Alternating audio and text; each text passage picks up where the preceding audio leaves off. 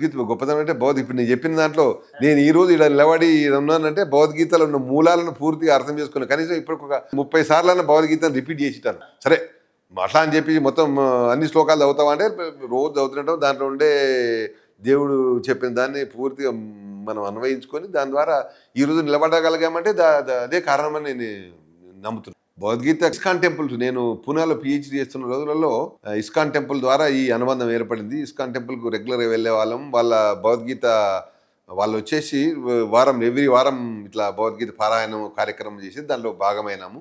ఆ తర్వాత వచ్చిన తర్వాత జపాన్ పోవడం జరిగింది. అక్కడ జపాన్లో అవకాశం దొరకలేదు. కానీ జపాన్లో కూడా కొన్ని టెంపుల్స్లలో ఈ ముఖ్యంగా సాయిబాబా, సత్యసాయిబాబా భజనలు జరిగేవి.